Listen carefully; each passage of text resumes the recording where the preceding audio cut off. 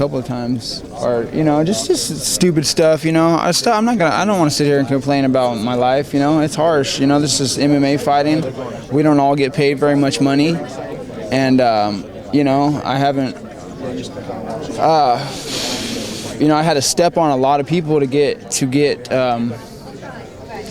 where I was going, and now it's coming back on me, and so now I'm just trying to roll with the punches, just like I do in a fight, You talked about wanting to fight fighters that were ranked above you. Is there anybody in Strikeforce that you feel is ranked above you right now? No, sir. So where does that leave you in terms of like the future of staying with the welterweight class? And you just signed a new deal. I presume you're going to be with him for a long time. I don't know. I'm just going to have to wait for, I do what my coach tells me. I always have, since I was 16, he told me to train with this guy, told me to train with that guy, took me to a pro boxing gym, told me to box this guy. I had real nervous energy feeling about it. But I went through with it, and that's what got me to where I'm going. I didn't get where I'm at by not listening, So I listen to my coaches. They know what's best for me, and that's why I'm here today. Is it safe to say you feel like you're the best striker at 170 pounds in the world? Yeah, sure. There's nobody else that has any boxing skills in this. Anybody that has good boxing skills, they're watching me. They're watching, and they're seeing, You're having new guys come in here, and it's the future of MMA. You're gonna see sooner or later. You're gonna see guys with great stand-up skills and everything. You're gonna see. What happened when there was ice thrown in the ring after your fight? We don't want to talk about that. We're talking about the fight. That's okay. Tell me, did the fight go the way you expected it to go? It seemed like you were able to land punches at will, and you were hitting them square on at will. Yeah. Did you expect to be more mobile, or did you plan on? No, what I was worried about coming into this fight is that guy was really going to be able to take punches, and I started thinking about that. Like last night, I started thinking this guy, all these fights he's had, I'm going to go in here, I'm going to try to take this guy out with punches. I'm not going to try to go rush him, take him down, And I started thinking about it, and I'm like, man, this guy's not going to go down. I don't think so. We might end up doing 5 rounds of this, and that's just, everything was kind of pretty much what I expected. With this, it's just kind of what you get when you fight something like that.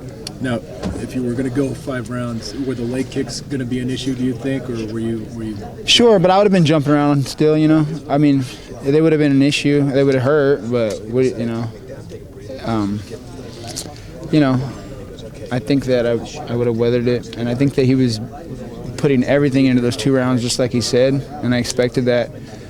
And so I don't think he took me down out of thinking it was a good strategy or points. I think he took me down because he was taking punches, and I was standing up straight in the clinch, and just exposing the takedown for him. So he took me down, and it's perfect for me. Was there a point where because he got a couple good punches in? Was there a point where he hit you and you felt comfortable because you knew that? No, I honestly didn't feel any of those punches. I'm gonna have to rewatch the fight, but I felt like he had no punches for me whatsoever.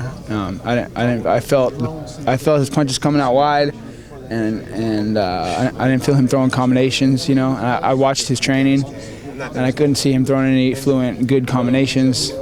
And so, once I started making him miss a little bit, I knew he wasn't gonna be able to hit me with any punches. So I decided, I need to start making him throw some punches. So that's why you see me put my head in there. And I got him to throw a little bit and got him to do a little bit more work, and then started taking over from there. You were talking to him, from the start of the fight. Was that just the usual par for the course, the usual stuff, or?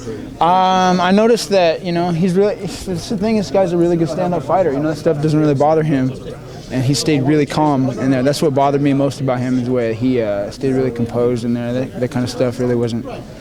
I'm sure it was actually doing. It was doing more than I felt like it was doing, but he was doing a good job of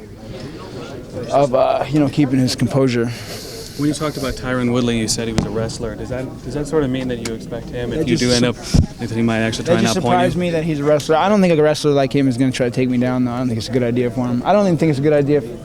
I don't think he's ready to fight with me right now. I think he just got into MMA.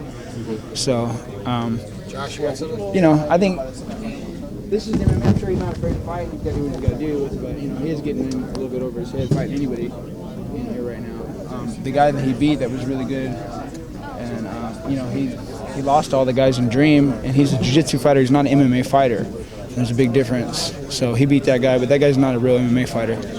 So how serious are you about the Vargas back and forth? I mean, I guess I'll fight Fernando Vargas. I'll fight pro boxing. I'm not afraid to fight. You're able to do that based on your contract and stuff like that? That's from what I understand. Yeah. Do a fight at boxing, pro boxing in 2011. So Vargas is probably a good guy for that, I'm thinking. Do you guys have a timeline for that? There's been a couple of dates thrown out there, but there's nothing official. People are talking August, so we'll see. Yeah, it'd be with Showtime, yeah. What would that mean for you to fight pro boxing? There's been so many boxers come to MMA, but for a high-level MMA guy to do boxing, what would that mean for you to represent that?